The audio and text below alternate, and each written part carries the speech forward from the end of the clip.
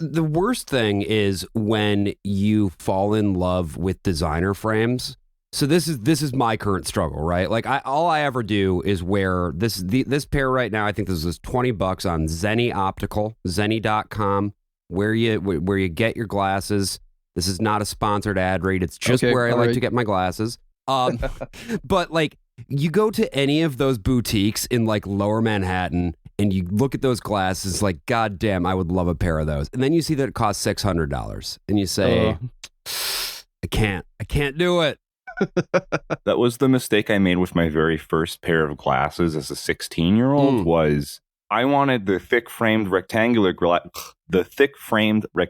glasses, and they were Dolce & Gabbana. Yeah. So I'm like, my mom did not have the wherewithal to stop me and be like, "Oh, your father's just going to pay for it." And I'm like, "Thanks, dude." Yeah, and then it's like, now that I have, like, you know, fast forward 14 years or whatever. Why did I choose that? I'm sorry, I'm mathing, like 15 years.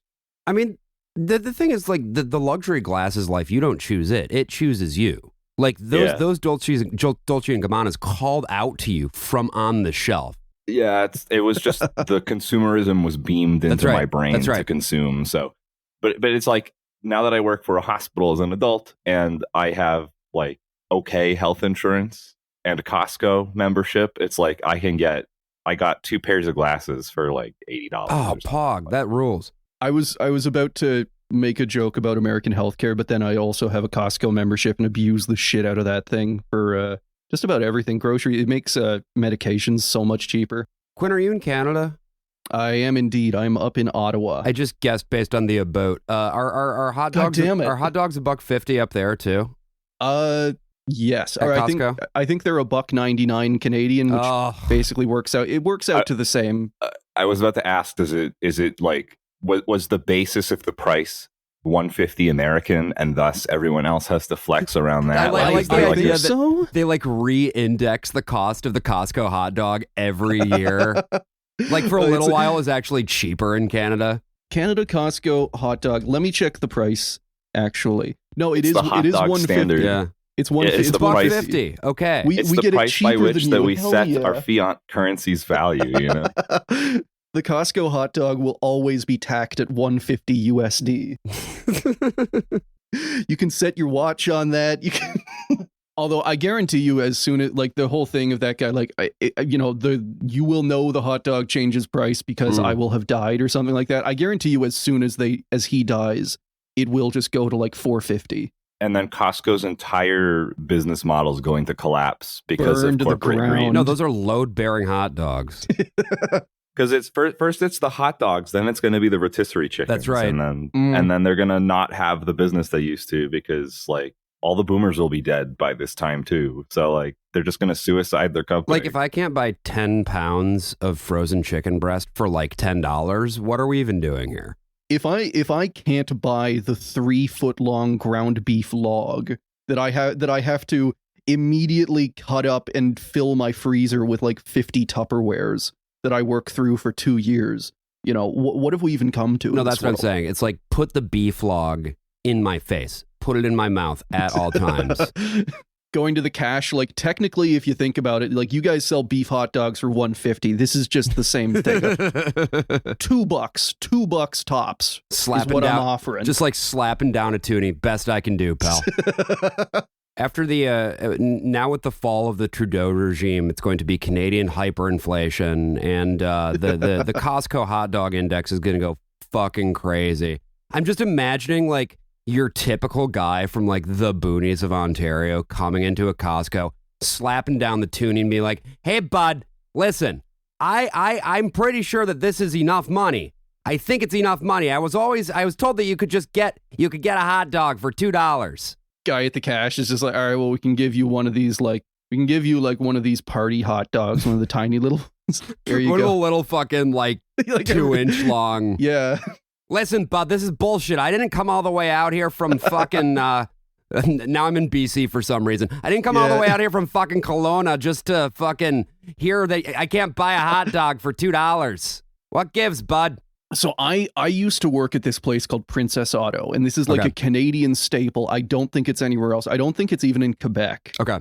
it was because of language stuff. I think it's in Quebec now, but they have to call it La Princesse Auto or something like that. But the long and the short of it, this is like, I have no idea what this store sells. I worked there for 3 years. They just sell kind of everything. And it's a cult. Because farmers will just travel. As soon as we opened one up in my hometown, farmers were telling me like, yeah, I traveled like 5 hours to get here. They travel hours and hours to get here. And then I was at the hydraulics desk. So it'd just be some farmer showing up with this piece of hydraulic hose that looks like a porcupine. Like it's clearly just detonated on his tractor and probably killed someone. He's just like, oh yeah, I'm just gonna get this fixed. Oh, like those motors are cheap. I'll grab one of those while I'm here.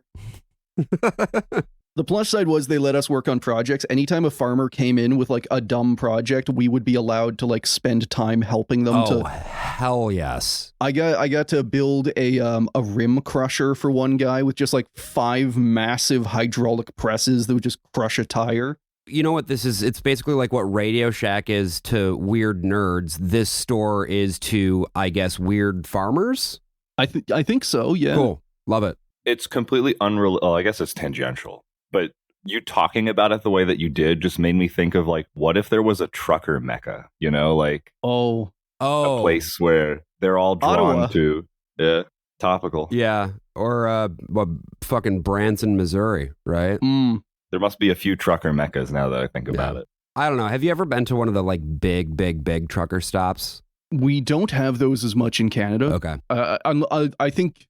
Do you mean like you're driving along and you see a gas station with like 100? Yeah, like a Buc-ee's or something like that. Okay, yeah. I've seen those in California a couple of times. We don't really have anything that size up here. I wonder. Thinking about this from the space side, I wonder if you couldn't treat this the way spacecraft do. You know, like if you make a little inflatable airlock, like you park alongside someone else's truck and you connect the cabs, someone else parks along, you could just build trucker mecca wherever. Oh, yeah. You don't need to be beholden to the Buc-ee's. Oh, this is interesting. This is like, we always think about how do we get around these centralized ideas of planning and creation, right? Why not bring trucker heaven to Earth? Let's immanentize the trucker eschaton right now. This would just quickly turn into one of those like libertarian, like we bought a little island in Honduras and we've legalized slavery there kind of things. Like this would just become the sovereign citizen mecca, this sovereign state of Truckopolis that is just traveling around the interstates. But how are the sovereign citizens going to get the bank loan that they need in order to obtain a truck? I feel are they like super against having like social security numbers and addresses and this is where truck piracy comes into play, I think. Oh yeah. Like now let's go one further, right? Like in the same way that classic piracy involves commandeering vessels, I think this becomes a situation where there are, and this is a good way to sort of get your revenge on big truck too, right? Like the big logistics companies. We're talking holdups all over the country, both the United States and Canada, actually, on the roads. Just like roving bands, Mad Max style, of guys in 18-wheelers performing Grand Theft Auto on the highway while moving. Looking in my rear view mirror and I just see a couple of trucks there. All right, that's fine. You know, they seem friendly. And then seeing the Jolly Roger come up from the front one. Not even joking. I think I had a dream about this last night. I'm just picturing, like, you know, sitting at a Buc-ee's at the pump and then getting forcibly conscripted into like the trucker navy, getting press ganged into the back of an 18-wheeler. Now I'm being bunch of really confused reflect. People and a guy just like puts a cap on each of us. I'm being forced to reflect upon a potential future reality where law and order breaks down and highwaymen make a return. His only truck. Like Al-Qaeda is going to exist in the bumfuck nowhere stretches of the highway where they can and will raid passersby for their valuables. Just a gigantic demilitarized zone that is concurrent with the boundaries of the state of Nebraska. I would love to see, like, I'm now just thinking, I want to see Mad Max meets Master and Commander. I want to see like interstates are now battlefields. Yes! Oh, this is something. I would watch this movie. We had a pretty large bang associated with the caution and warning now. Okay, as we have an apparent serious oxygen leak. 4, 3, 2, 1. Houston, we've had a problem. He's in a roll and he can't stop it. Performing an evasive maneuver. Okay, Houston, we've had a problem here.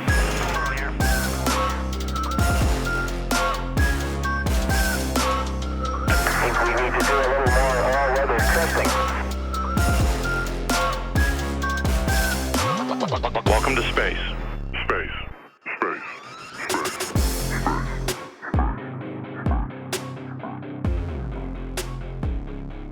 Hello, listener, and welcome to Failure to Launch, the space history podcast where we take you through every mistake, failure, and explosion that made modern space exploration possible. We are your hosts, Quinn, he, him. Chris, he, him. And I'm Josh, he, him. And today, we're going to be talking about Glavkosmos, or that time the Soviet space program went all in on capitalism, and how they launched the angriest Japanese man in existence into orbit. So, as you have heard, we have got a guest today. Josh Boerman is a host of the Worst of All Possible Worlds podcast, where he and his co-hosts talk about media and media narratives. It is very fun.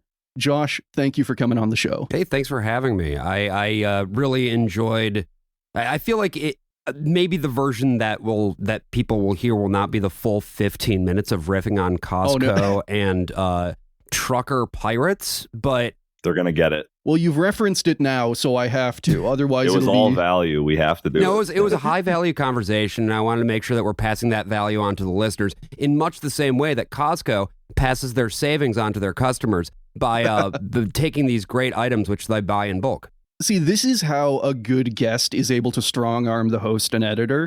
You know, like you just have to, this is like Kelly in the piss jug comments from the last couple of episodes. If you reference it later in the episode, it'll be disjointed, so I have to keep it in. Fuck. Well, I'm sorry. Look, I can only do what I do. You know, the years of podcasting at this point has made me, when I have a bit that I feel like is even halfway decent, I'm like, no, I need it. We're doing this. Yeah.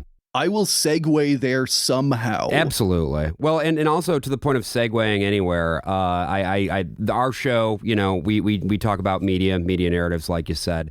And I am really excited to have the opportunity to just kind of go through a story. Usually what we do is a lot more like bouncing around and stuff like that. Whereas here it's just like, yeah, let's lock in and let's tell a story. It is a story. It's admittedly a pretty weird one. Also, I should have mentioned this before. Other Chris was not able to make it today. Now, something we have talked about on this show is how different NASA and the Soviet space program were. Definitely in terms of like their objectives, but also just in terms of how they were structured. And this is something like we've talked about how for a good chunk of the space race, the Soviets were way more capitalistic in space than NASA was.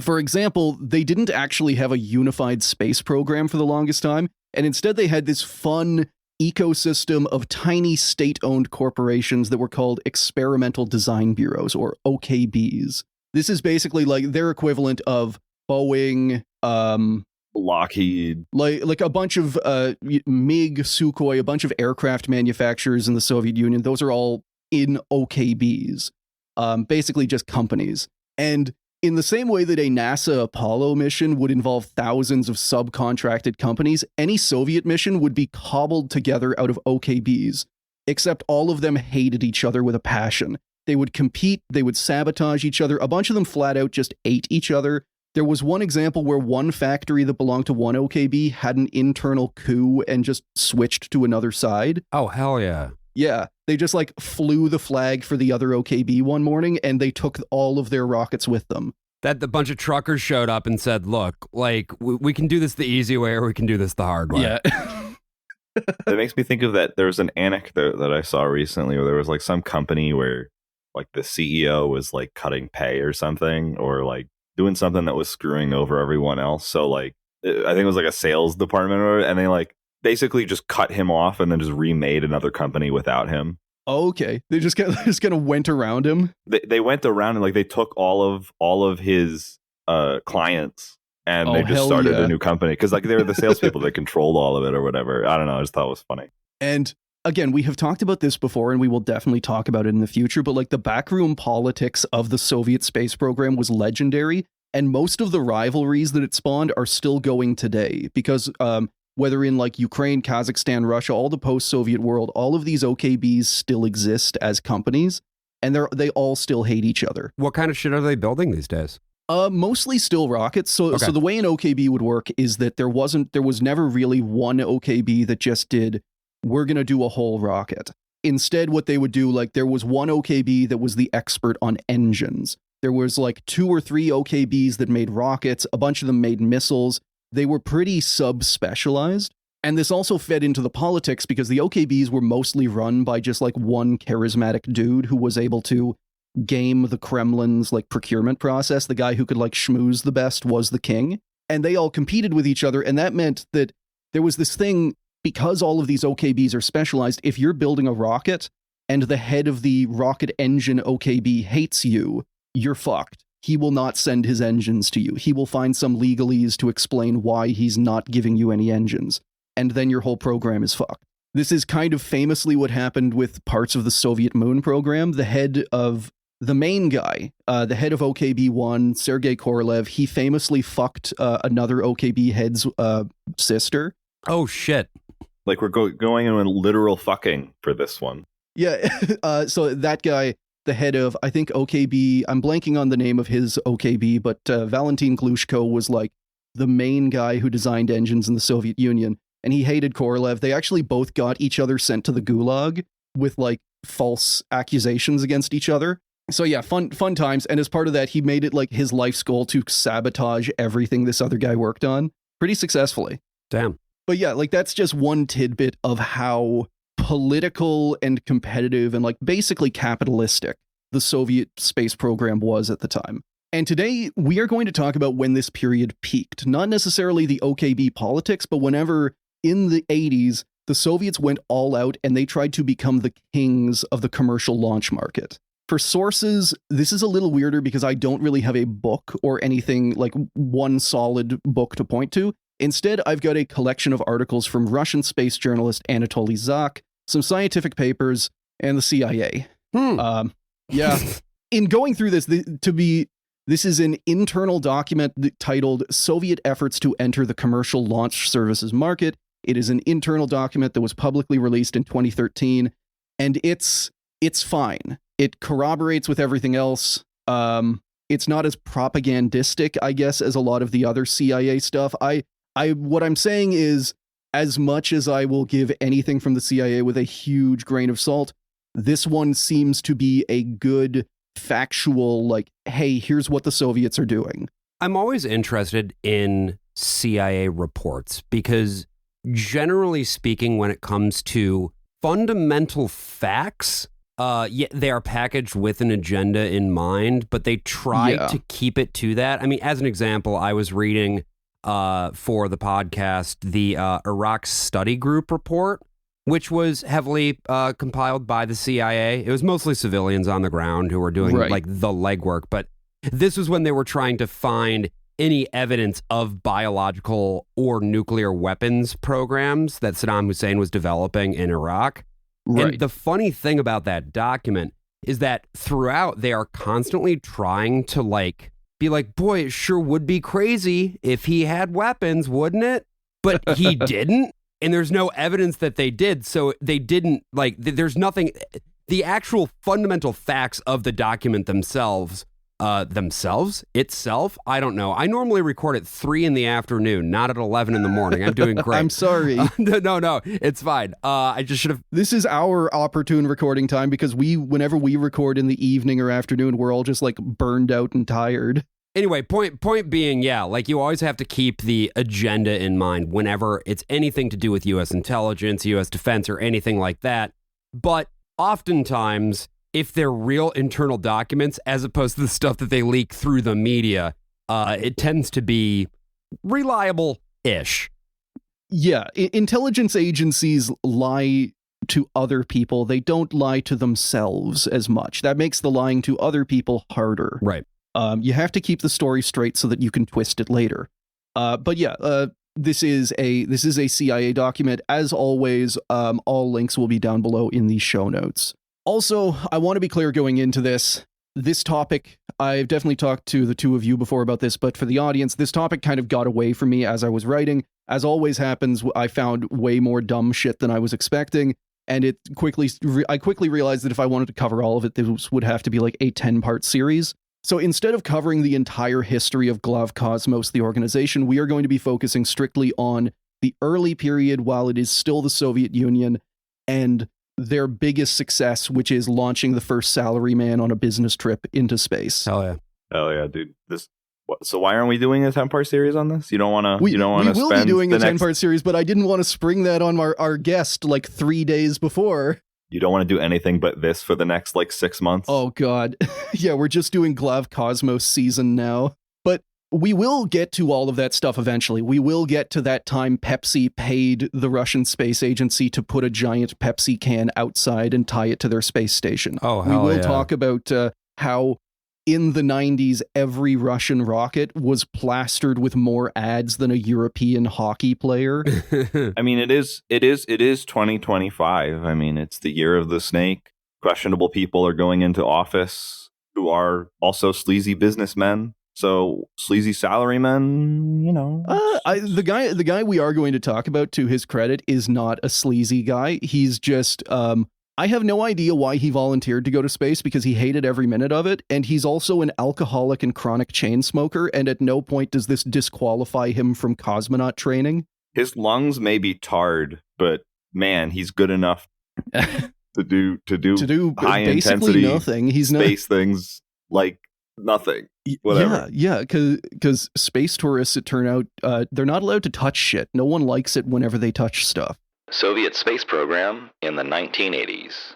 Now, in order to explain how the Soviets trying to conquer the commercial space market happened, I need to give you the full picture of space in the mid-80s and how it was fucking bleak. With big programs like Apollo and Skylab long dead, Western government interest and funding was at record lows. In 1983, the Reagan administration effectively started private spaceflight by privatizing and selling off a large chunk of America's space infrastructure. This ruling, NSDD 94, gave companies that had previously built rockets for NASA the right to launch and operate them independently, using NASA and government facilities as long as it didn't interfere with national security. Now, I'm not here to debate, in like the long run, whether that's a good idea or bad, in principle, but in execution, it totally sucked. What it did, a bunch of these private companies were already building rockets, and then NASA was suddenly just like, all right, you handle it from here.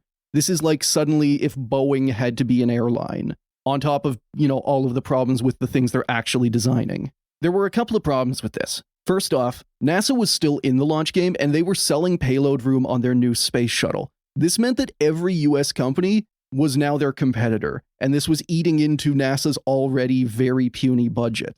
Second, these companies didn't really know how to launch their rockets. They had built them for decades. This was the period of US spaceflight where like every single rocket was, it's kind of funny, every single rocket that the US used until somewhat recently was a like 50-year-old modified version of a 1950s ballistic missile, which is kind of what the Soviets were doing the whole time too. Isn't that just like the US ethos for engineering anything is we built it 50 years ago, it can be modified ad nauseum. We're up to the F-15 Mark 20 now or whatever. Yeah, it was perfect when we made it the first time, so it's modifiable. Well, and I think the point well made too, not just that we made it 50 years ago, but that we made it 50 years ago off of the back of what was originally military technology. Yes. Yeah, and that is a very large part of space exploration.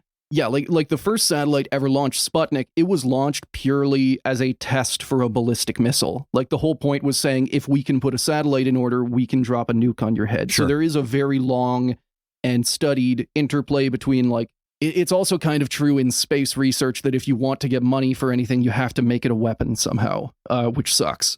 But coming back to these companies, they only knew how to build them, and suddenly they were just being told like, all right, now fly it. So they failed a lot. Was there a failure to launch the rockets? A failure to launch, folks? There was like 12 during this whole period. Yeah, this like 4-year. This from like 1983 to like 86. They are failing all the time. And I'm curious, is like, how much of that is to do with personnel? How much of that is to do with like lack of understanding of the technology itself? Like, do you know? I can't really say for certain. I'm willing to bet, as with, any big project, anything with like thousands of people involved, it's going to be a mix of everything. Yeah. These companies do eventually get there. They work out the kinks. I think a lot of it, at least at first, is, they're not really sure how to do this. They have never done this before. They've got NASA somewhat helping them, but NASA is also their competitor now, so they're not helping too much. Also, the fact that like these rockets, as modified as they are never as reliable as like modern designs. They always have, you can have a rocket with like 95% success, and then these guys are probably down at like 85 or something. They're just naturally older and a bit less reliable.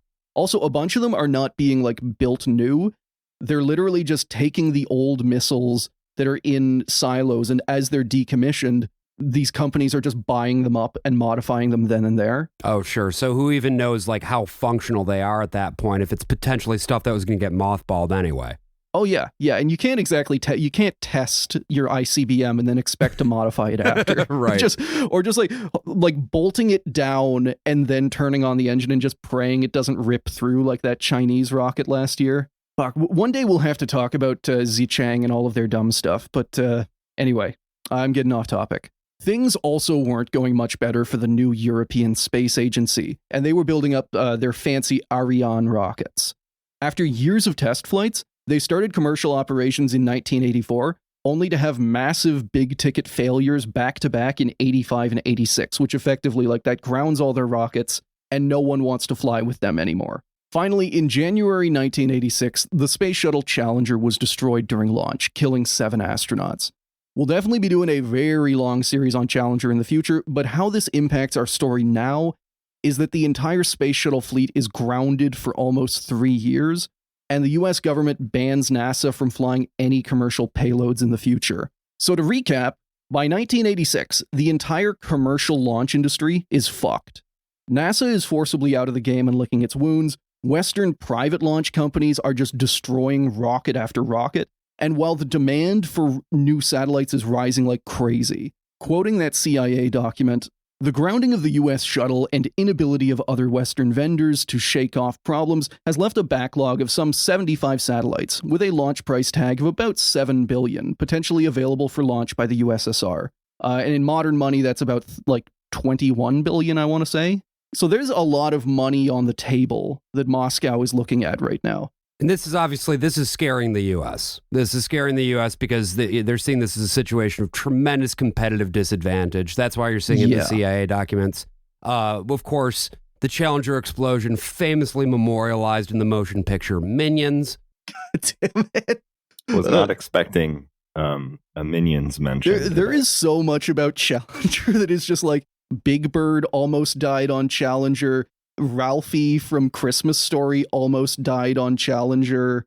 It's such a weird story. I mean, a tragic story, yes, but also a very weird story. I don't want to downplay the tragedy, but well, no, there's a bone of contention because we covered Minions on our show a year or two ago, and there is an explosion. The fucking bad guy, she flies up into space in her like rocket dress or whatever.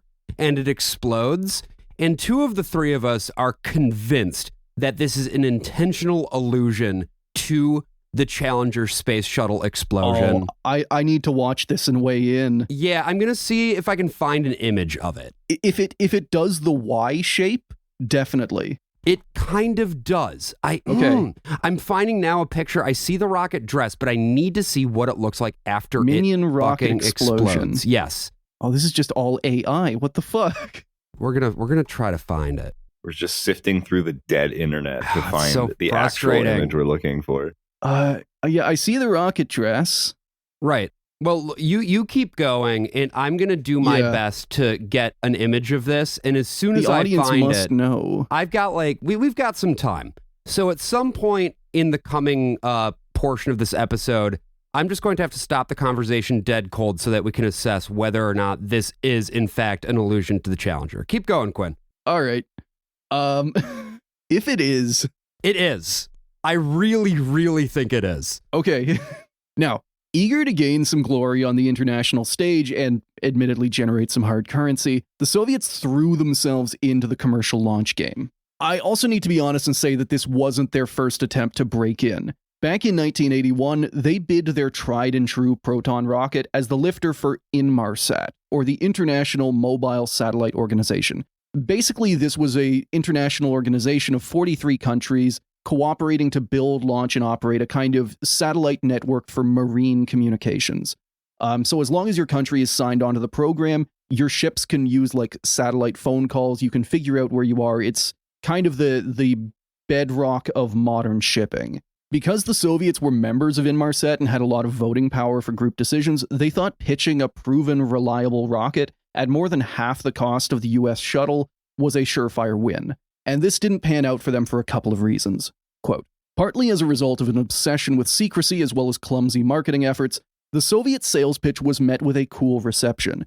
During the negotiating phase, Soviet officials were strongly criticized for not submitting adequate technical information, deficiencies in operating procedures, and a refusal to allow Western access to Soviet assembly and checkout facilities and launch sites. So basically, the first time they try and do like commercial launch stuff, the first time they try and sell their services, they're still keeping the secrecy. They're still saying, no, you can't actually come and look at this. You can't watch the launch. We're not telling you what rocket we're putting it on. Just give us money and we'll put it in space. No questions. Although I will say, in fairness, given the situation they were at right now, if I were in control, I also would not be allowing Western observers into my secret launch facility. Yeah. Especially because at this time, the Soviets have one real launch facility, Baikonur, and they're trying to do commercial launches out of there, but they also have like top secret military shit flying out every other week. So it's kind of hard how to balance that secrecy. And that's actually going to be one of the fun parts of the stories is the military this whole time is just like, no,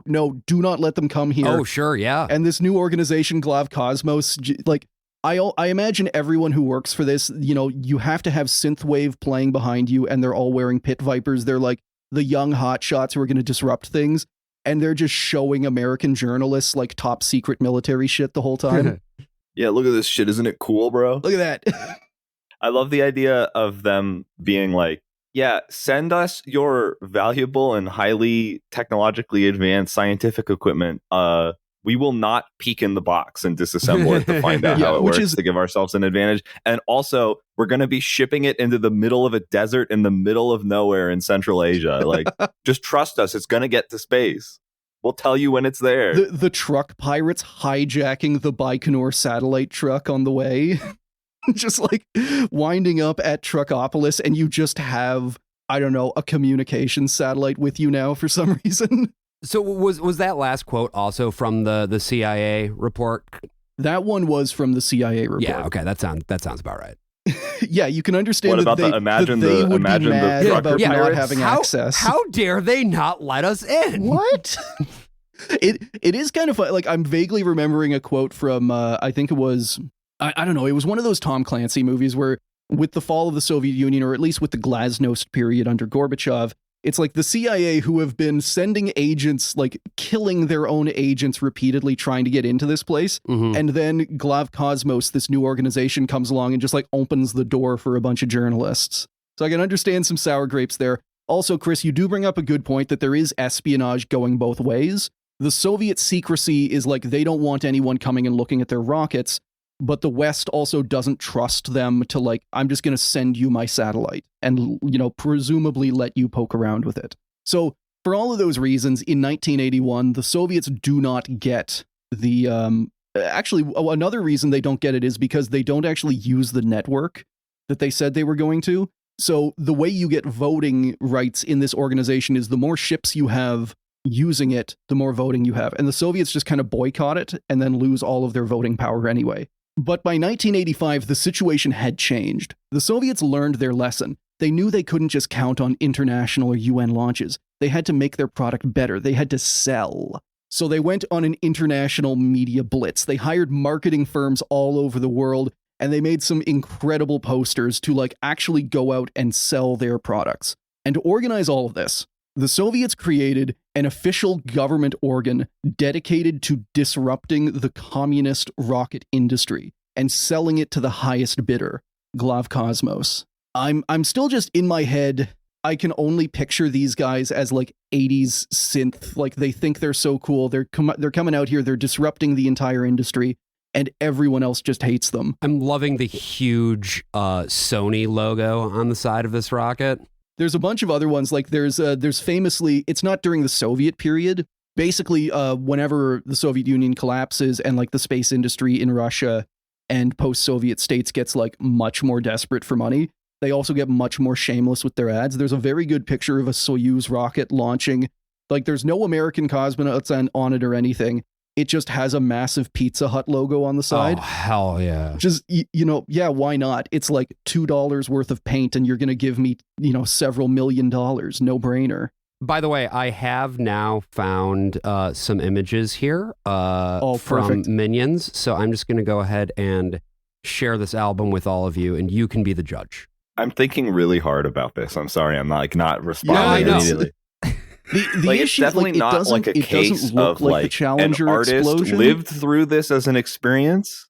Yeah, like my point is going to be like typically like when I see things where I'm like, oh, this looks a lot like this, like where it's like either the artist is old enough to have lived through this and experienced it and thought back to it, or they're like, or they'll be like spaceship explosion google.com and like imitate a Challenger thing without knowing what it is, and and Challenger's like the first thing that comes up, and they're like, oh, this Y-shaped explosion looks cool, and then we'll just do that. But here's the other thing that I think is important to note, and you can't see it from just this still, but that first still there where you can just sort of see it going up, the thing that sells me on it being the Challenger explosion is that is actually a pretty like long, that shot lasts for like a few seconds, and you see it going up very slowly. Like very slowly.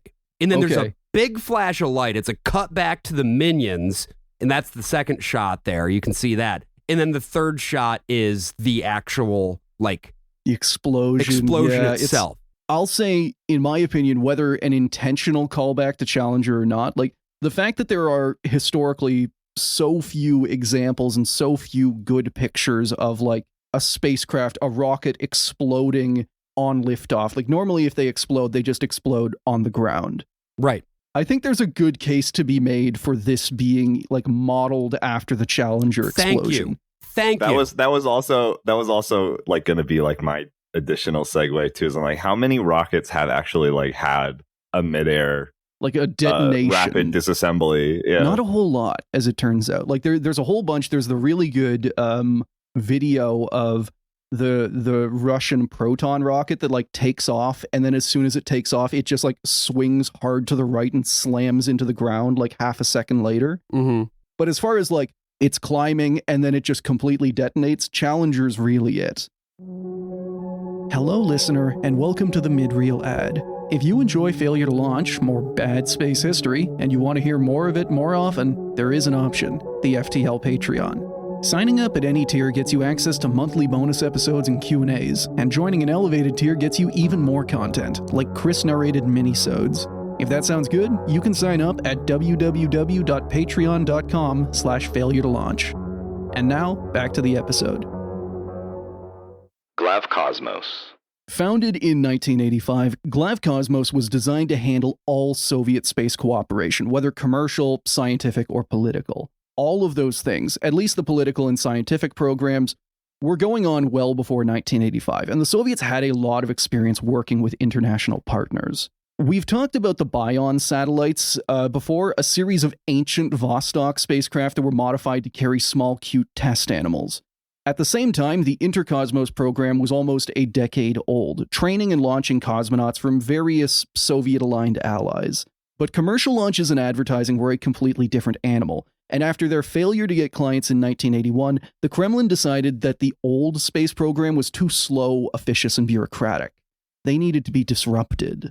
And if this is sounding like a familiar script to today, it'll get a lot more familiar.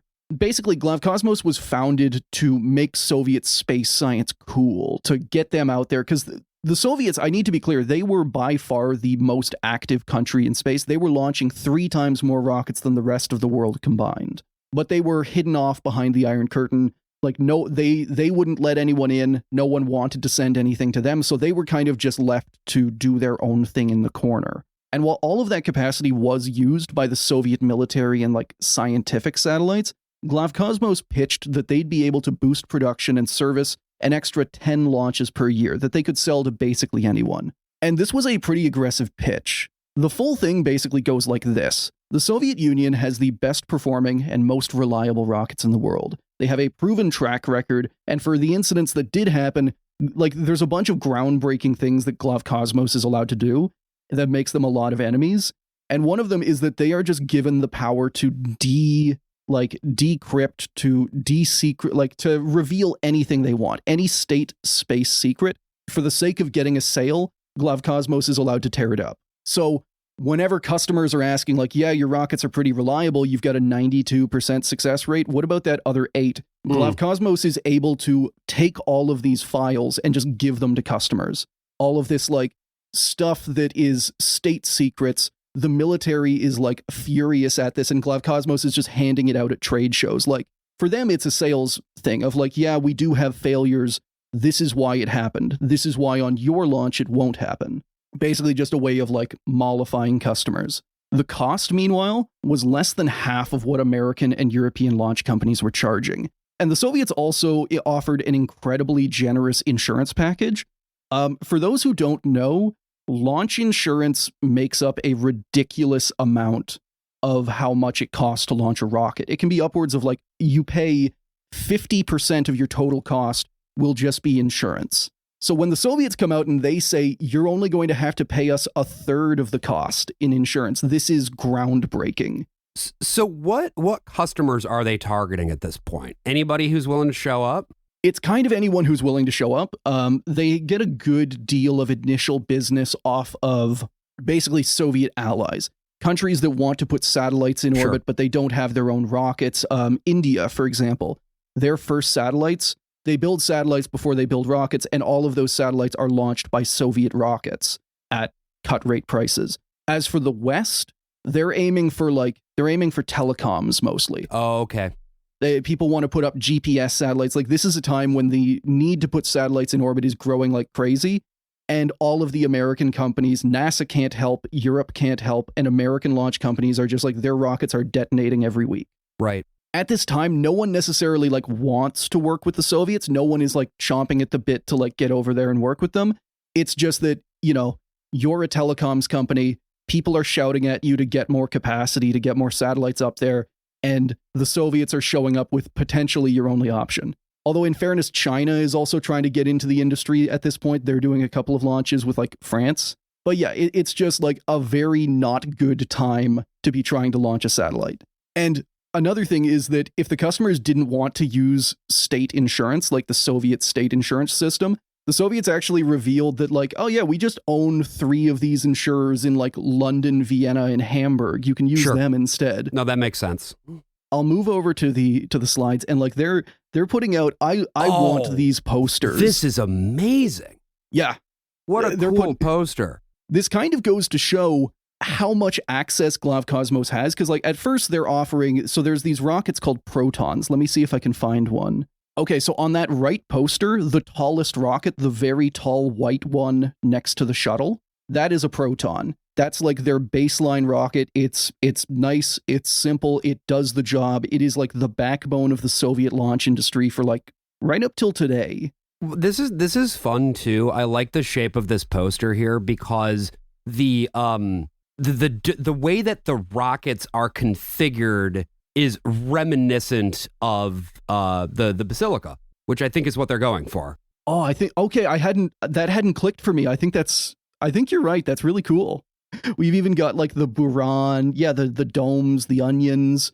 And whenever they're first pitching this, they're just saying, hey, we have this cargo rocket. You can launch with the cargo rocket. But as things go, as this media blitz builds, Glavkosmos, they start offering literally everything. There is nothing in the Soviet Union, in the space industry, that is not for sale. They are pitching and trying to sell space on the Buran space shuttle which is still in development. It has not flown yet at this time. They are pitching flights on like future launchers that haven't left the drawing board. They are also, like you can see there, they've got the Soyuz. They are, by this point, flat out saying, we will put your astronauts in space if you pay us. And they're advertising, one of the big things they get to, it's right there in the poster, it says, for rent, the Mir space station is now available for your research. This is such a great poster. There's like there's a space shuttle, but the space shuttle has the Soviet flag on it. Yeah. On the wingtip. And then you've got like just the Mir station popping up out of this space shuttle. Like it's in docking position, I guess. Yeah. But what I love about it is not just the image itself. It's also the way that it's framed up. That like down on the bottom, you've got the logo of the Glavkosmos Space Commerce Corporation.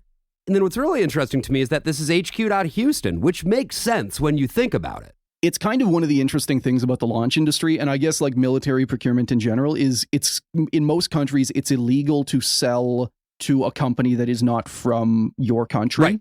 So what they do is the Space Commerce Corporation, they're the people who make these posters. They're like somewhat of a marketing company, but they are the people that if you want to buy a Soviet launcher, they're going to be your go-through.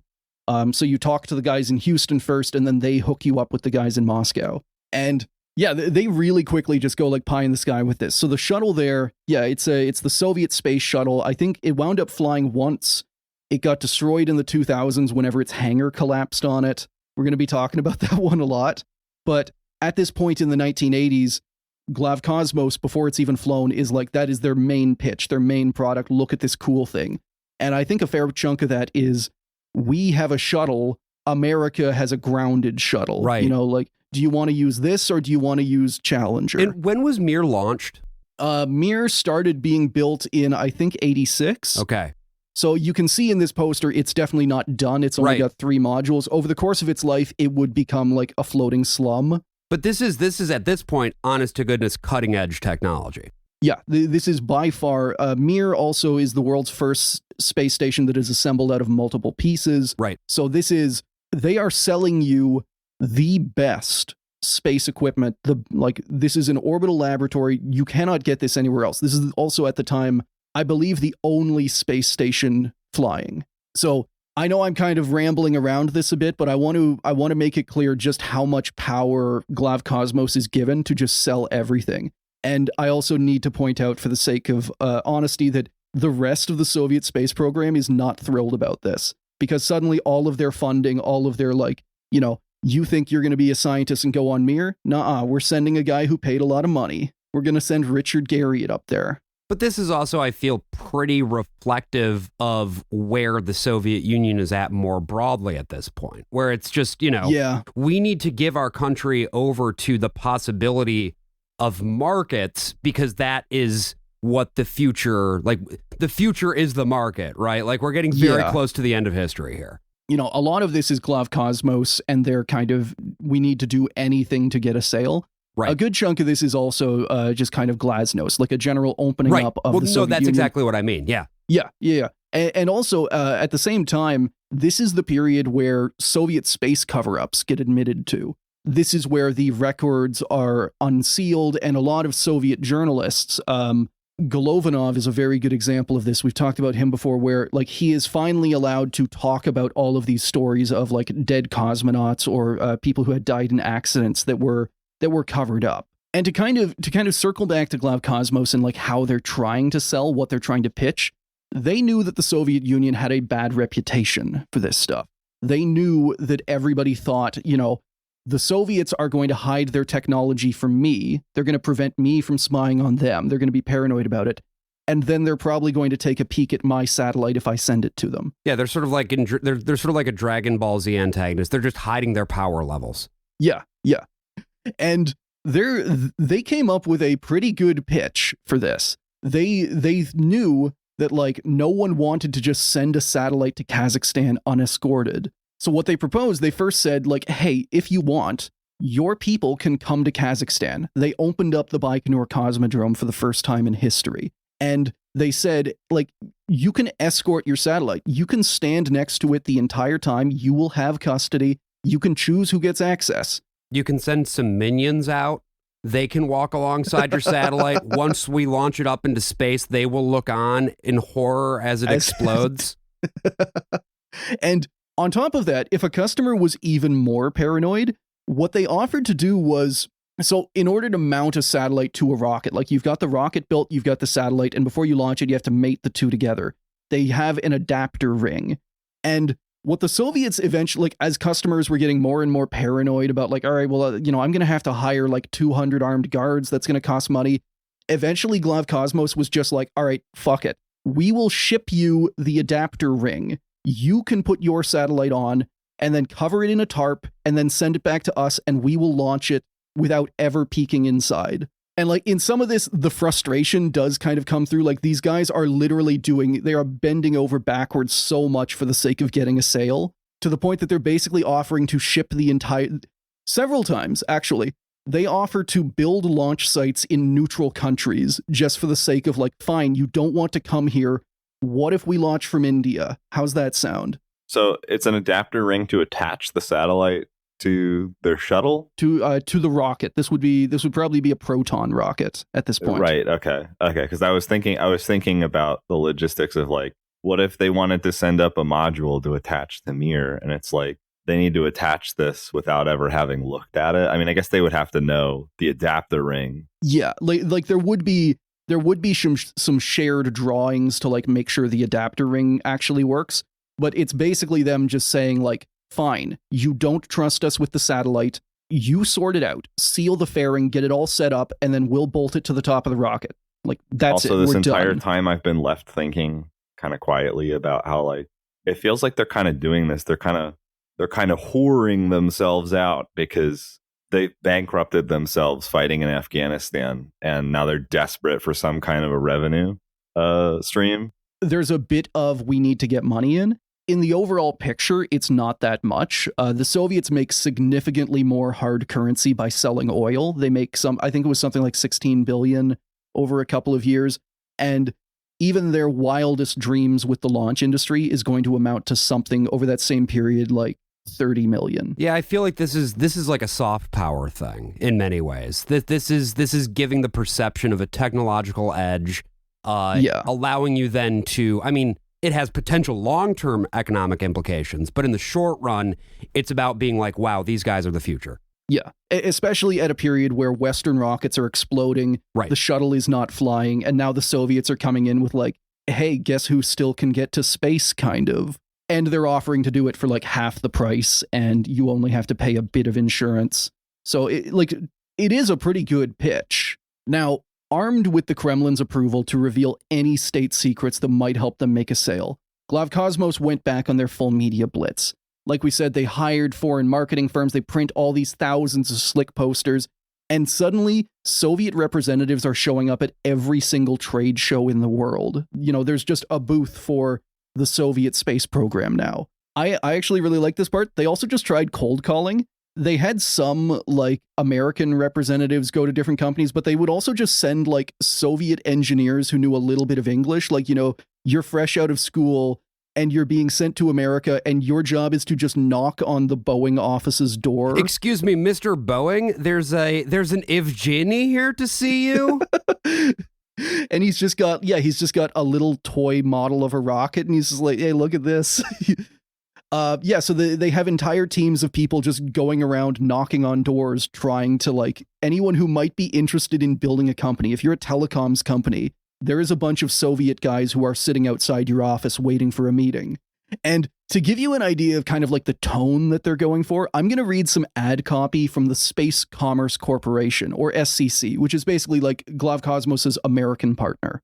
Quote, "This agreement makes available to the entire world the vast array of goods and services in the Soviet space program. Businessmen, corporations, and civil space agencies now have access to the robust space capabilities and infrastructure of the USSR. This historic development in the commercialization of space activities is made even more dramatic by the commitment to make these services and products available under the terms and conditions specified by the buyer. We do it your way." We do it your way is a really good tagline. Glavkosmos, we do it your way. And they're being honest about it. Like we talked about, Glavkosmos is just, fine, we will bend over backwards. Please just give us money. You know, like, do you want to launch it from your office? Fine, we'll ship it over. Yeah, I was going to say, like, this is like easily, like, the 80s to 90s is like single-handedly my most favorite period of corporate media advertisement. Oh, yeah. Hence what? Yeah. Oh, they've got like the Comic Sans looking font. Well, I'm a big fan of the one that's on the left of this slide, which is just like there is an image of a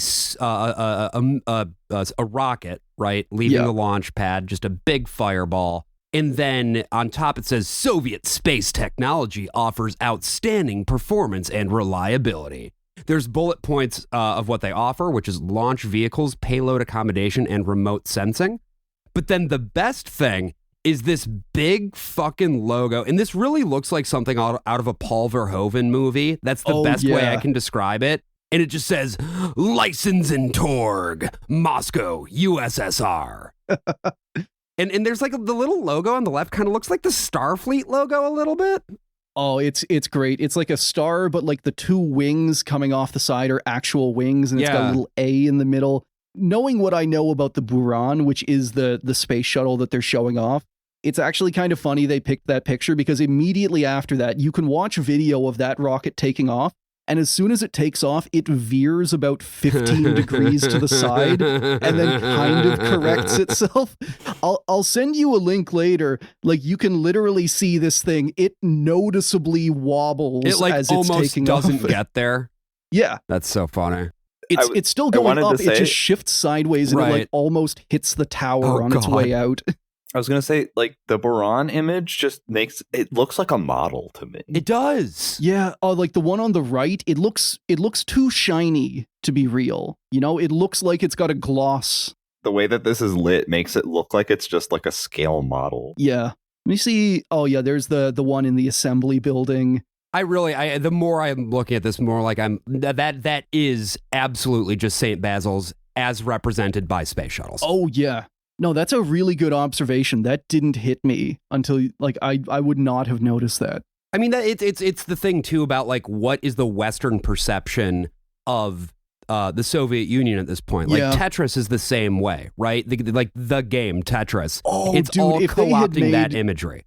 If they had made a Tetris ad, that would have ruled. They should. Honestly, it would have been a lot of very long straight pieces. I mean, you could make a T piece out of the shuttle. I guess you could do the shuttle sideways and make an L piece. No, we can make this work. Okay. Looking into it. I'm going to get some artists to look into it. Now, unfortunately, we have to talk about why this didn't work. See, when Glavkosmos was starting, there were pretty remote chances that they would suddenly be able to like take over the entire launch market. We already talked about how there were like 75 satellites and like 30 billion just sitting there waiting for launch. But most of those already had contracts. Like, they had contracts with Western launch companies. Those contracts were just delayed because of the disasters. And if these companies canceled those contracts and switched over to the Soviets, they would be hit with massive fees. It's kind of a weird situation because those companies were already getting hit with massive fees because whenever you build a satellite is made for space. And part of that means that it's not made for Earth. A satellite, if properly designed, doesn't like gravity. It doesn't like air. It doesn't, it has as soon as you build it, it has a lifespan to where you need to get it to space. And if your rocket has exploded and you're being told, like, wait 4 years, that means you now have to pay hundreds of millions of dollars per year to keep it from rotting, just in contact with air. So the biggest reason why this kind of pitch didn't work was a Western technology embargo, or the Coordinating Committee for Multilateral Export Controls, or COCOM. Basically, the US, Japan, Canada, and Western Europe, they all got together and they agreed to not export high-tech or military equipment to the Soviets. Under these rules, all satellites were ruled as potentially military equipment, and a launch was legally defined as a form of export. So basically what that meant is you cannot send a satellite to the Soviet Union. That would be the equivalent of, like, smuggling them top-secret weapons. Makes sense. Yeah. And in fairness, a lot of people are like a lot of companies who are building these satellites are basically saying, hey, this doesn't make sense. This is a communication satellite, not a weapon. And they think there's fair criticism that the whole point of this is just to protect Western launch companies. Yeah. Because it's basically saying you can't do business with China or the USSR. You have to buy from Martin Marietta, who just destroyed their 12th rocket this year. That's exactly what this is, but that's also a time-honored American tradition of protectionism. Oh, yeah. I and a lot of people in the space industry have a lot of complaints about ITAR, for example, which is a current thing where basically if you're not a U.S. citizen, it is incredibly difficult to work on anything space-related. It assumes foreigner equals spy, and therefore you can't look at a rocket. So, yeah, more things change, more they stay the same. But Glavkosmos, like, they knew going into this that it was going to be a problem. They were not stupid. So they set up a bunch of, like, PR to try and... Basically, they tried to convince customers to just ignore the law and just do it anyway. And they also tried to, like, drive wedges between member countries. Quote, hoping to feed the controversy within COCOM, the Soviets are encouraging US and West European firms to fight the restrictions on satellite technology exports by arguing that the USSR is only a transshipment point en route to space, and that satellites delivered to Moscow would be temporary exports, exceptions to existing guidelines according to Moscow's interpretation. So again, that is the CIA's take on it, but from everything else I've found, this was Glavkosmos's attempt. And I do kind of love that, of them saying like, no, you're not sending the satellite to the Soviet Union, you're sending it to space. That's entirely different. It's only going to be in Russia for a tiny bit of time. Which is, I mean, I guess that is true. I mean, it is. I can certainly the CIA's position here is coming from a place of characteristic paranoia. Like, yeah. I think that if you think about it just from a rational actor perspective, the Soviet Union's interest is more to do with developing a long-term business than it is to do with getting short-term secrets. spying. Yeah, exactly. Yeah. Like, because they know, like, I obviously anyone in this industry internationally, if they see a cool satellite, they're going to want to spy on it. But at the same time, you are right that with how much energy the Soviets are putting into this, they're going to say, like, don't spy on it. If we get caught, it'll fuck with everything. You know, just let it go. And you have to think, too, again, about, like, where the Soviet Union actually was at this point. Like, in terms of just keeping the thing going, they had bigger priorities in mind than, you know, stealing maybe a piece of technology that actually would probably be behind the curve relative to where their program was, because this was one of the few areas where they had genuine advantage. Yeah. Like, they're not getting rocket secrets from the U.S. No, exactly. And they were actually pretty effective in trying to drive this wedge, because European companies, like, they knew that the whole point of COCOM, this embargo, was just to, like, force them to buy expensive American rockets. But they were willing to abide by it. Like, they told the organization, we're willing to abide by it as long as American companies do. And then American companies didn't. Sure. One of Glavkosmos's first customers was an American company called Payload Systems that the government just okayed, which immediately made a whole bunch of European companies go like, what the fuck? Why are they allowed to do this apparently illegal thing? And Glavkosmos, of course, they take this to the hilt. You know, like, they are shouting this from the rooftops. In the end, though, it wasn't enough. Like, again, I think these are good, smart marketing techniques. They are offering, they're like trying to interfere or like get around this tech embargo. They are trying to like market to all kinds of different countries. It doesn't really work, though. Depending on who you ask, the Soviets wound up with between 3 and 8 hard agreements to launch satellites for Western customers. We don't know exactly who they all are because Glavkosmos protected their identities from COCOM. They basically agreed to smuggle satellites into orbit illegally, which I think rules. The Soviets ran a few launches for India, but the threat of the tech embargo slowed that cooperation, and it actually turned into a diplomatic incident in the 90s. But till the fall of the Soviet Union, Glavkosmos would remain a relatively small part of the global commercial launch market. And they were mostly competing with China for like the cut rate, low cost contracts. I'm imagining like a post-Soviet collapse. OKB that is like VLC media player. Like they will help you smuggle. They don't give a fuck who you are. or what your thing is, like they will help you smuggle your satellite into orbit. Like you're showing up, your company logo is very clearly not the one on the satellite, and they're just like, where'd you get that satellite? I don't care. They just open up the top of the rocket. You don't even like bolt it in or anything. You just drop it into the fairing. Done. Everybody just very deliberately looking away from the thing, just being like, yep, great. We'll let you know when it's up there. So they did have one very notable success, launching the angriest Japanese salaryman into orbit. That man does not look happy to be there. We're looking here at now a photo of three men. Two of these men are have the Soviet flag on their spacesuits.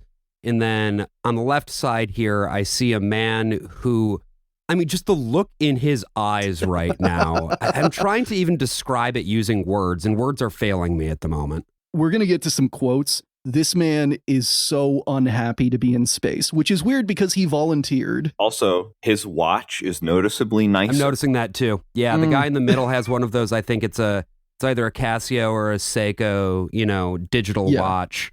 And then the other guy has one that is, I think, probably mechanical, or maybe it's quartz-based, but it's got a face on it. And then, the Japanese guy, that's a nice timepiece.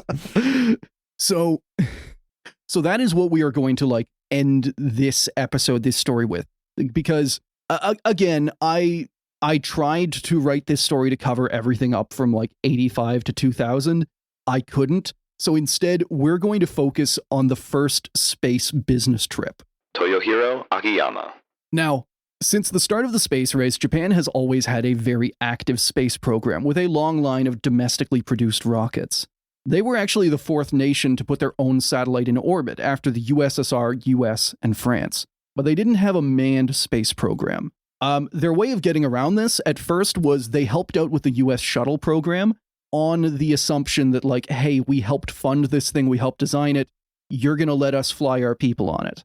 Unfortunately, the Challenger disaster put an end to that. And it's also a note here, he wasn't a Japanese national, he was from Hawaii, he was Japanese American, but the first Asian American and the first person of Japanese origin in space, Ellison Onizuka, he also died on Challenger. Oh, wow. Yeah.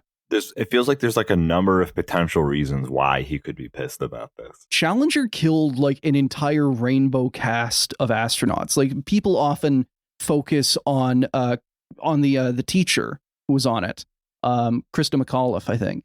Right. But there were so many. It was an entire rainbow cast of astronauts on that space shuttle. Now, enter Toyohiro Akiyama, a journalist for the Tokyo Broadcasting System, or TBS. By the late 80s, he had more than 2 decades of experience as a foreign correspondent, working first in the UK and then all over the world. He also had a good reputation with communist countries. He was one of the first foreign journalists to go and report from Hanoi after the end of the Vietnam War. For the sake of our story, he was also an alcoholic and a die-hard chain smoker, going through 4 packs a day. This will matter later. Yes. He's got to smoke in space, doesn't he? At no point does anyone wonder if this dude can do a week cold turkey, because he can't. Yeah, it's literally my first thought was, if he's smoking 4 packs a day, how is he going to survive however long he's going to be up in space for without a single I'm sure he assumed they would let him bring them. Yeah, let me smoke in a confined space, in space. But yeah, Toyohiro is a respected journalist at TBS, and they are coming up on their 40th anniversary. This is also the peak of the Japanese economic bubble, and so TBS is eager to celebrate in as big and expensive a way as possible. The legend goes that a group of Japanese journalists were being given a tour of Baikonur Cosmodrome when someone made a joke about sending a journalist into space, and then their Soviet tour guides did not take it as a joke. Regardless of how, quote, TBS, firmly in the expense account-oriented mindset of Japan's bubble era, saw an exciting opportunity in front of them. Negotiations began on a plan to get a Japanese reporter, and perhaps more importantly, a TBS reporter, on their way to space. It's also worth mentioning that this made a shitload of Soviet journalists very, very mad, because they had all assumed, why is a Japanese journalist going to be the first reporter in space? Shouldn't it be someone from the Soviet Union? And they're also pissed because, they realize that the only reason this guy is going is because TBS is going to pay them $100 million. And because this is Glasnost, and because the press is more free at this point, this gives them the freedom to basically just start like an entire attack ad campaign in Soviet newspapers against TBS for this choice. Who's they in this case? Who's launching the anti-TBS campaign? It's mostly independent journalists, Sure. Especially a lot of people within like the Soviet space press. They're not necessarily saying I should be the one to go, but they're just kind of saying like, hey, this kind of seems like a fucked up use of our nation's resources, launching a Japanese guy into space for a lot of money. Sure. Also, just thinking very practically, this sounds like the sort of thing that the CIA might be promoting. They love doing that. They love doing that. If there's the opportunity to foment like internal discord about something that is going on, they're gonna take it. I do kind of like the idea of the CIA making an effort to prevent Toyohiro from getting into space. Like we need to stop this They're happening. playing both sides. They're like, this man is too powerful. You've got people on one side of the op being like, we're going to help this man get into space. We're going to promote all of the efforts to get him in. And then the other side being like, but if we can keep him on the ground, that's having your cake and eating it too, baby. I'm thinking now about like intra-departmental rivalries within the CIA, where they have like opposing teams of people who are like pro or anti-op. Like, I bet you could just like in any intelligence agency, because like I'm sure CIA definitely, but like all of them, this has to be like a competitive sport for them. Like it doesn't even need to be something important. I'm sure they just have two teams and it's like, all right, that guy right there, that random Japanese guy, we're team 4, your team against. Let's see who wins. Like, I love the idea of them, like, imagining, like, them, like, following... How do I brain this? Oh, dude, Overthrow Country 100% speedrun has got to be, like, in their database somewhere. It's like you random roll a country, and then how many minutes does it take you to overthrow it? Like, I'm just thinking about, like, a culmination of, like, spy work on their part, where at the end of it, it's unmasking whatever objective they have, and it's just the Spider-Man meme of them pointing at each other because whoever they found out was also a CIA asset. Damn it. Like, it just belongs to another department. And there was no communication between them. Trying to assassinate Toyohiro by putting like the cyanide cigarettes in, but he's just too powerful. He's just immune to them at this point. He's smoked too many. Quinn, it's like that Oglaf panel comic where it's got like the disgusting like fly dude or whatever. Like, you know what I mean? Like it's like the mimic guys, and they stab the king, but the king was also a mimic. Oh yeah, I'm remembering that one. Now, TBS ran their selection process like a professional space agencies.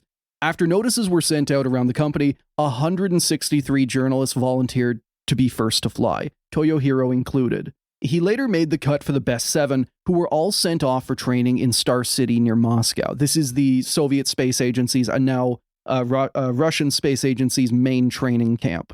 This also kind of goes to show how much money TBS was putting into this project, because for a normal international mission like Intercosmos, the Soviets would only accept 2 candidates to go be sent to training, a primary and a backup. TBS wasn't just paying for the launch, they were paying for an entire 7 people to get full Soviet cosmonaut training, even though they were only going to launch one of them. This is also part of why the price tag ballooned out to more than 100 million of today's dollars. That's a chunk of change. I mean, I don't really have a frame of reference for what that is relative to other stuff, but... Whenever they first pitched it, the Soviets first pitched it to them, they said it was going to cost like 30 million current dollars, and then it just like kept going. Okay, that's a pretty significant overrun. Oh yeah. Akiyama excelled in the cosmonaut training, emerging as one of the top candidates. From reading the reports, it's also clear that he was the consummate salaryman. He'll do the work, but he will be miserable the entire time. Practically every single picture of him, as we can see, he's either grimacing or just completely bored. Yeah, he's glum. I mean, glum would be a good word, I think. Yes. He's a salaryman, so like this is like the peak of his existence, isn't it? Yeah. He also lost 33 pounds during training, and he hated the Soviet food, which is possibly why he lost the weight. He spends practically the entire time in training just like he's complaining. They won't let him drink, and apparently they let him smoke, which okay. And he's like begging people to bring him good Japanese food. Still, he excelled and was selected as the first Japanese national and the first commercial passenger to fly into space. Did he excel or did he excel like the money's coming in? I don't know. One of the other candidates. So he wound up being 2 top picks. Toyohiro is like 47 at this point. He's a chain smoker, he's an alcoholic, and he just lost 30 goddamn pounds. And the other person who winds up top 2 she's like 26. She's a camera operator, she's fit, except she gets appendicitis a week before the launch and gets knocked out of the running. Oh no. So conveniently gets appendicitis. The CIA shot her with the gun in the appendix. So then, they have to launch the deeply unhealthy, unhappy man instead. I'm stuck on that. Sorry. The gun that gives you appendicitis? Yeah. Definitely. I'm thinking I feel like just shooting with a regular bullet is not enough in the CIA's playbook. They need to devise like some $500,000 contraption that just gives you appendicitis. Although I do find it even funnier covertly if it was just a gunshot and it happened to hit her appendix, and then all of the doctors were just looking at this gunshot wound, just like, well, I think it's appendicitis. That sounds like a KGB The thing. appendix definitely burst, I can say that much. My appendix burst, and it has an entry and an exit wound. Well, no, it doesn't have an exit wound because it was a hollow point, so it's in there. Why are there these pieces of copper in here? Yeah. Shooting someone perfectly so that the bullet gets mixed in with all of their kidney stones and is never found. Oh. The CIA assassinating you with the kidney stone bullet. Fuck. You know, I got I got my first kidney stone a few months back, and let me tell you something. That's no goddamn joke. I'm sorry. We'll cut that part. Every tale I've ever heard of kidney stones. But here's what is a joke. Suggests as much. Here's what is a joke. It was the CIA. The CIA gave me kidney stones. Yo, I wish that we could pivot the entire like global conspiracy thing away from like they echo quotes are doing it to the CIA is doing it and make the CIA the omnipresent, omnipotent force that is both incredibly powerful and incompetent. I mean, I feel like this is sort of what Havana syndrome is, right? Like you can just use it for whatever you want. Yeah. That was, by the way, earlier when I was having trouble getting my words out, that was just me experiencing Havana syndrome. So don't worry about it. Okay, good. I have my syndromes mixed up. Which one is Havana syndrome? Havana syndrome is the one where when you, it's like State Department guys who were in or near Havana, Cuba, being like, oh, I can't do my work. If you are working at an embassy in Havana and you get a wumbly tummy, then you have been attacked with a directed energy weapon. Oh, I see. Okay. Somewhere. Although I find it even funnier. Like this has to be, if it does exist, if the Cuban directed energy weapon program does exist, they must be kicking themselves that the death ray didn't work and it just gave a guy indigestion one time. I love the idea that the Occam's razor of I don't want to work today if you are in Havana is the Cubans have an illness ray versus I really just want to fucking hang out at the beach right now. There's nothing wrong with being hungover.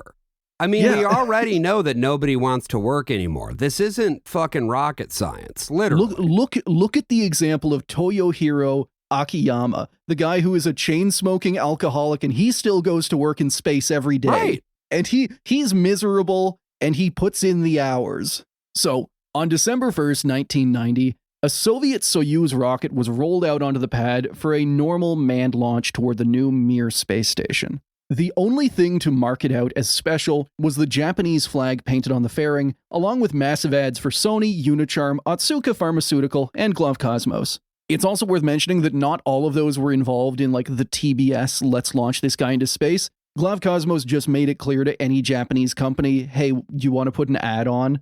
I don't know how much they paid though. I love the idea of like Glavkosmos just putting anything on the rocket. Like they didn't even receive money from a corporation. Like they just are quote unquote sponsoring them. And it's just like the idea of like, oh, that would rule though. That would be the best way to get rid of a company. If you didn't like a company and then blow up your rocket. Well, no, I was going to say if you're Pepsi and you want Coca-Cola gone, you pay the Soviets to put a massive Coke ad on the side of their rocket, and you let the CIA just purge them the next day. I think that was another thing I was thinking of. But I was also like, imagine just like being just some like completely know nothing businessman. Like, you have not paid any attention to geopolitics for the last like 50 years, and it's like your company's logo is on a Soviet rocket somewhere. I'm more wondering about the guy who works in Baikonur, Kazakhstan, in the middle of a desert with nothing to do all day, and just being told, like, all right, here's a picture of the Sony ad. Get up there. The rocket is already up there standing. Here's a ladder. Get painting. I do wonder, with the Soviet Union, like, how much of it was like kind of boiling a frog, this kind of market stuff sneaking in, or if someone at some point in making this rocket was just kind of like, didn't we used to not do this? This like this ad, like, when just looking around at his coworkers, like, was last rocket the first time we did this, or was it the one before that? I can't remember. I just really like the idea of guys doing it for the love of the game. Like, it doesn't actually, these aren't real sponsors. It's just, I think it would be cool if we threw a Sony logo on the rocket. They do it in Japan. Why shouldn't we do it here? It's you with the glasses plug earlier. It's not a plug. It's not a sponsorship. Right. But some guys just like, why is that on there? They make good TVs. I don't know what to tell you. I think it's. Why is the Costco logo on there? Well, I mean, the hot dog's $1.50. Their hot dog price is stabilized. It's $1.50. You cannot beat that kind of value, especially in this goddamn economy. It's just painted like a hot dog. Can we create like a cult religion around the hot dog to protect it from?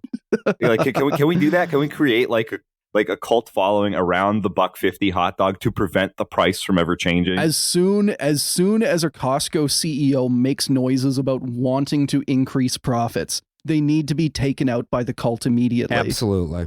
Now, crammed into the tiny Soyuz capsule were mission commander Viktor Afanasyev, flight engineer Musa Manarov, and research cosmonaut Toyohiro Akiyama. And to be clear, anytime a foreign cosmonaut flew on a Soviet mission, there's all kinds of dynamics with like what are astronaut ranks called. And research cosmonaut, there's all kinds of fancy ways in both the West and the Soviet program for giving a fancy name to dude who floats around and doesn't do anything. And that's research cosmonaut.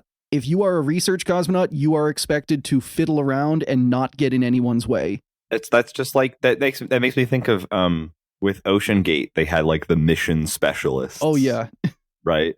But they were just there to not do anything, or they'd have to handle like a really simple task. Is that what they called the customers? Like the passengers were called mission specialists? Yes, they were not passengers, they were mission specialists. And they were taught to do like a thing like, hey, bring me a tool. There you go. Cool. Now you're not a passenger. We can legally, some legalese stuff. Yeah, legally, you could legalese your way out of it being like a passenger business to they're here as a mission expert. Yeah, they're contracted to be on this mission with us. It's kind of similar with Western launches. I believe mission specialist is a very common one. Another thing is spaceflight participant, which is even more of, please, for the love of God, don't touch anything. you're like spaceflight participant, pal. You get into the ISS, you are immediately like tied and like straitjacketed into your little sleeping cabin, and if you want to go see anything, someone will push you there. You cannot use your hands anymore. It's really funny. I feel like that term is very close to being like sov-sit legalese. You know what I mean? Like, they're not. I'm not in the space station. I am simply participating. That's right. I am traveling through space. Yep. I'm not a passenger. I'm cargo. Therefore, you cannot arrest me. Now watch me drink this entire fifth. Oh, Toyohiro would have loved to have done some drinking in space. I just drank a fifth of vodka. Glavkosmos, dare me to drive. The funniest thing is that I know for a fact, while he was up there, the Mir space station was loaded with alcohol. Because they did so much smuggling of alcohol. Like, there's stories of whenever they would launch a replacement spacesuit, the cosmonauts would immediately open it up, and all of the arms and legs would just be packed with bottles of brandy. I would certainly hope so. Yeah. So they clearly just denied Toyohiro his alcohol. Like, it was there. I'm sure they had cigarettes. I'm sure they went into another module and smoked without him. Meanwhile, he's just like scratching like claw marks into the window trying to get home. Honestly, poor guy. I think that we need to make the tent big enough to fit smokers in space. So there needs to be like a little capsule, you know, like the Futurama suicide booth, you know what I mean? And it's just, you can smoke in there and then like the ventilation will suck all the smoke stuff out, and then you gotta like, I've seen some arguments for sending people, like sending smokers on long duration missions, because they say that, you know, if you're going to Mars if you're going out far, then the radiation risk is big, but it's not as big. It's something like it increases your risk of cancer by 2%. And the argument was basically, well, if you don't have any risk of cancer, that's like an infinity increase. If you're a smoker, you know, what's going from 80 to 82%? Like you're already going to get there. We got to cancer max our fucking long-term What happens if we send people who are already dying? Now, the launch went off without a hitch, depositing the Soyuz spacecraft into a 2-day drift until it could rendezvous with the station. A few minutes into the mission, a TBS journalist got on the radio and asked Akiyama what it was like being the first journalist in space. His historic first words were, "Is this the real take?" We're going to see more of that, of Akiyama just like they're trying to set this up as this big historic thing and he just does not want to be part of it. That's so good. Like, no, sorry, flub that. Take it again. So Akiyama's mission was scheduled for 8 days, and it was in every sense a business trip. Akiyama would give regular news reports talking about how beautiful the sunrise was, how the Earth was indeed round, and complaining on air about how much the food sucked and how he had a headache. Yeah, hell yeah, dude. I love how even back then they had to explicitly include the part about the Earth is round, actually. Yeah. I will say, this guy is fucking goals as hell. I'm so into it. Yeah. Still, he was a salaryman to the core, and this was his job. Like, I honestly think salarymen should be sent into space more, because they're already used to working like 80-hour weeks with no overtime, which is what astronauts do anyway. It's the new right stuff is you have to be an office worker who's willing to dedicate to depreciate their salary by working twice as much as they're supposed to. What's your life expectancy? 60? Nice. You're on. Having to launch a karaoke bar into orbit just to keep all the salarymen from killing themselves. Dude, karaoke in space would whip shit. Oh, but Akiyama was a professional. So he shaved every day, and he even logged his hours back to the company every morning. And on top of his reporting, Akiyama occupied himself with these like minor research tasks. Before launch, he'd been given a handful of frogs just in a container. His job was to monitor them and figure out how they reacted to zero-G. And I don't really know what they were expecting. Like, maybe they just needed something sciencey on the mission to distract from the fact that it was just a publicity stunt for TBS. Akiyama was not a trained biologist. And his notes about the frogs, like, he's observing the frogs and he's basically like, they're miserable and confused, just like me. Moving on. I think I would simply just be looking at the frog and be like, yeah, no, it's still a frog. Like, I don't really know what else to say. I was never, like, in chemistry class or biology class or whatever, I was so fucking bad at the, like, taking notes part of things. Yeah. It's like, what do you want me to do? It looks the same. Leave me alone. God. Yeah, he says that eventually the frogs figured out zero-G, which is they just stuck to the walls and stayed there. Oh, sure. I believe he got to, like, he couldn't just put food in. He had to be, like, hand feeding these frogs because they would not move. Which I'm sure is really helping his mood. I'm, like, currently obsessing with the idea that a frog is essentially just a stomach with legs and a mouth. I'm also sure because, like, he hated the food. He hated the space food with a passion. I'm sure he's looking at these frogs and he's just, like, hallucinating them into sushi rolls and whatnot. Day 15, back at it again with the frogs. Are they doing anything? Still no. They're still just sitting there. Just like me. Also, at no point in any of this training and any of this process did anyone wonder if a deeply unhealthy, alcoholic, chronic chain smoker could just quit, because Akiyama could not. As the week wore on, Akiyama became visibly more frustrated on camera. Even worse, quote, TBS's televised space experiments saw mixed results. Huge sums had been expended for the spaceflight, advertising, and more. However, strong initial viewership dwindled to only slightly above average as Akiyama's days on Mir continued. Yeah, because the frogs just kept sitting there. Like, what do you expect? The novelty's going to wear off very quickly. Also, I imagine the above average is just people tuning back in every day and watching Akiyama just like become more gray. His frown just deepen more and more. It's also worth mentioning that international coverage was also mixed. People correctly said like, oh, this is just like an expensive boondoggle. But the New York Times, which I'm not going to quote, also got obscenely racist about like Japanese people in reporting. The New York Times racist? Wow. No, that can't be right. They're basically just saying like oh yeah, like guess who doesn't belong in space about this one man. New York Times releases yet another racist op-ed. I also think it's so funny, impossible. the idea, like that's the classic New York Times thing of like, well, if I'd been there, it would have been different, you know? Like, come on, man. I would have observed that frog so well. That's right. Now, on December 10th, after about a week on the station, Toyohiro Akiyama boarded the Soyuz spacecraft, undocked from Mir, and started the shaky, fiery journey home. When his capsule drifted down to the Kazakh steppe, a TBS crew was there to greet Akiyama as he was hauled out and onto terra firma. Like his first words in space, his first words back home will resound through history. I want to eat something that actually tastes good, and I want to smoke. I want to drink a beer, too. There's something resoundingly American about that. On this show, I'm sure fans are aware by now, but my favorite astronauts, I have a kinship with all of the people who hate space and go into space anyway. You know, like, this guy is a Frank Boerman character to me. This is a guy who every time he goes into space is just like miserable. The food sucks. He wants to smoke. Like, he's hungry. He's tired. I think that is such a cooler message than the people who just go up there and just say like, oh, it was great. I worked 70-hour weeks. Yeah, for sure. To thine own self be true, right? Yeah. Like that. Yeah. That's what this comes down to at the end of the day. Because I honestly think the people who give the rosier image are lying. Even today, going into space sucks. Right. Like, you know, I would do it in a heartbeat. People dedicate their lives to it. But you're up there. You are overworked, underpaid. The food sucks. Your body is rebelling and rotting around you. And you can't drink. But then they let you go on the spacewalk, and then none of that matters. Yeah, and on the spacewalk, you're, like with Chris Hadfield, your fruit roll-up sometimes tries to drown you. Also, your fingernails fall off.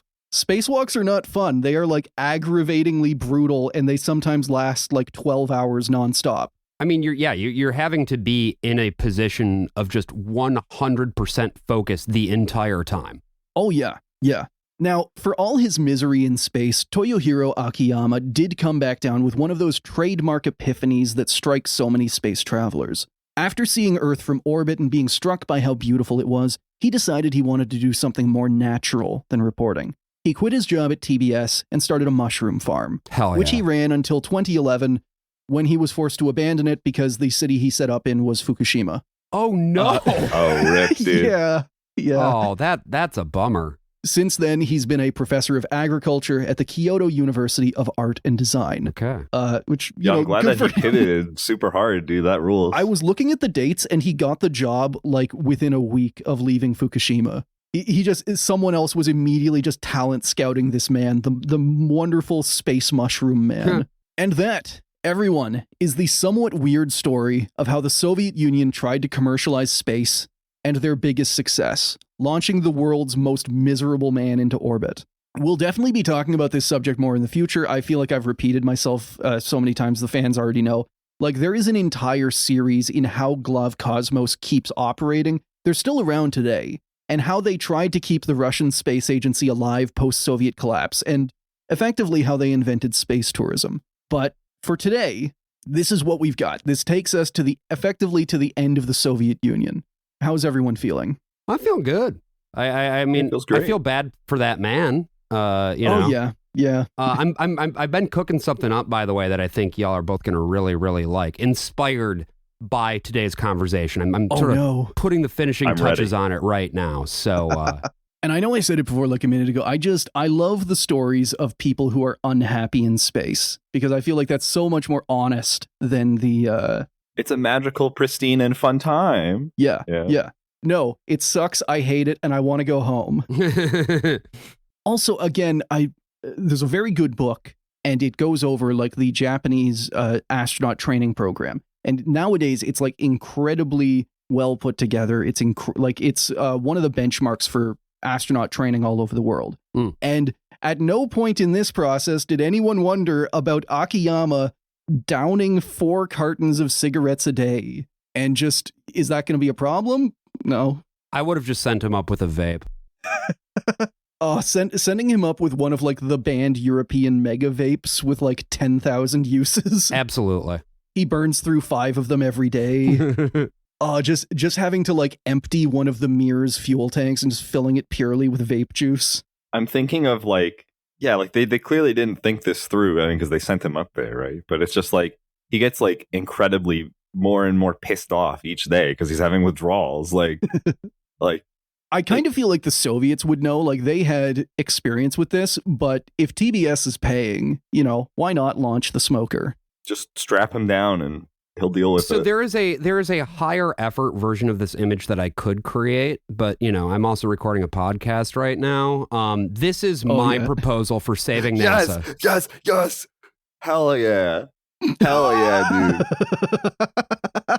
I mean, we're already kind of getting to that point. I want to just have every rocket be plastered top to bottom with ads. Yeah. I want to see it on the spacesuits. I want to see. Yeah, have our rockets look like NASCAR drivers. Oh, for sure. By the way, just for those listening on the audio feed, what I have created here is it's an image of the Saturn V rocket, but I've also plastered the Costco wholesale logo toward the top of the rocket, and then toward the bottom, we have the image of the $1.50 hot dog from the actual Costco menu. So, do you think that there's like an original Costco that we could mecha to about the $1.50? I think we should look into it. I think we should really, really look into it quite strongly. And then invite everyone. That's right, including our closest friends at NASA. I need to figure this out because people are always talking about how like investment in NASA, investment in space exploration, it funds. It repays itself because all of these technical innovations come out of it. Mm-hmm. I wonder if the Costco hot dog somehow ties back to the space program. Like how do they get them so condensed? How do they get them so cheap? Sure. I think if we dug hard enough, we could find that, like the first Costco hot dog was actually on Apollo 11 or something. We need a 24-hour hot dog cooking bonanza at the original Costco to celebrate our beloved and cherished item on the menu. I'm picturing it now. I'm probably going to cut it, but I'm just picturing like the foam that hits like the wing of Columbia. So, like some technician has just dropped a hot dog from the railing and it just punches right through. For sure. But yeah, that has been an episode of Failure to Launch. Josh, thank you so much for coming on. Do you have anything you would like to plug to our listeners? I mean, I would love for everybody to go listen to my show. We do a show called The Worst of All Possible Worlds. Every week we talk about a different piece of media, of pop culture. And we talk about the narratives within it, as well as sort of like in a broader context, how those narratives sort of shaped the world in which we live. It's all over the place. Sometimes we talk about movies, sometimes we talk about TV. We did an episode talking about Facebook. We did an episode talking about Skibbity Toilet. We did an episode. We have an ongoing sub-series where we talk about episodes of this really cracked Christian children's radio drama because we really have a particular interest in reactionary narratives, particularly within evangelical Christianity, and how, the horrible project that is Christian dominionism is slowly but surely taking over the country once again. So wonderful. If you'd like to hear more optimistic takes like that, don't hesitate to go check us out. Has Wit been to space? Definitely. Wit's okay. Definitely no, I need to find that. Okay. I mean, I don't know if like that's canon. I don't think it's canon that he has, but like that man has done everything. Just for context, for those who have not, who are like, Wit, who are you talking about? The protagonist, sort of the central protagonist of this show, this children's radio drama, Adventures in Odyssey, is a man known as John Avery Whitaker. And it is actual canon that he is an intelligence asset who also does like DARPA tech work for the Department of Defense, including manufacturing bespoke computer viruses. So, and that's not a joke. I'm not making any of that up. So okay, so he probably has been an astronaut at some point. That's what I think, right? Okay, if he hasn't cool. been to space, I feel like he's definitely done work for NASA, right? He's hacked into Soviet rockets and made them explode. It's probably that. Yeah. The Soviet rockets that are powered by like kitchen appliances and and physical hardware. We need to go back. Those are the only things that Wit can't hack. Go back to analog. Go back to analog so that he can't hack us. Yeah. But yeah, I the show is like I said, it's every week. We do Patreon episodes every other week. We do pretty chonky previews because the show is like usually 2.5 to 3 hours long. So worstpossible.world is our website. Patreon.com/worstofall is our Patreon, and we hope to see you there. Awesome. And listener, goodbye. Bye. Goodbye. Thank you to everyone who have signed up to support the show. And a big shout out to all of our top tier patrons. Our cyborg cats are August Sun, Boss, Charlie, Daniel F, Jorg 2, Hippity Hoppity, this asteroid is now my property, Lane of the Wired, Luke Nukem, Lupe G, Matt, Mobius Striptease, Nerdbeast, Noah, Oil Drum, Pat, Space Northpaw, Spectre Cohen, Tactical Spork, Tortilla Baron, and Vivek D. Our space dogs are a Union Thug, Adam H, Angry Old Man, Yada Yada, Anthony C, Otto Fox, Band User, Baron M, Ben L, Boomzilla, Brent D, Cantaloupe Was Taken, Chainsaw Snuggling, Charles G, Cole C, Captain Lag, CSD 2016, Daddy Bongo, Double Time, Dr. Shockmaster, Enk, Aaron, Fractal Moonlight, Furious Luddite, Ian W, Emmanuel L, JM M, James A, James C, Jamie K, John C, John Tastic 20x6, Kara Chameleon, Kate D, Corbin the Dog, Korolev's Condiments, Lenswipe, M, McLean C, Mar, Norman W, Panda, Randall, Sam A, Sean F, Sean H, Sensual Kazoo, Sean P, Sophie L, Sparks, Spirit of Thunder, That Big Sexy, The Best Sean, Tom M, Tim P, Trash Do, Virash T, Risk, Will W, Wingsmith, Zaf, and Zim. Albert Count, 102. Thank you for listening to another episode of Failure to Launch. If you want to follow us, we are Failure to Launch on Blue Sky and FT Launch Pod on Instagram. We also post our episodes with visual aids at Failure to Launch Podcast on YouTube. FTL intro and outro themes were provided by DJ Danarchy.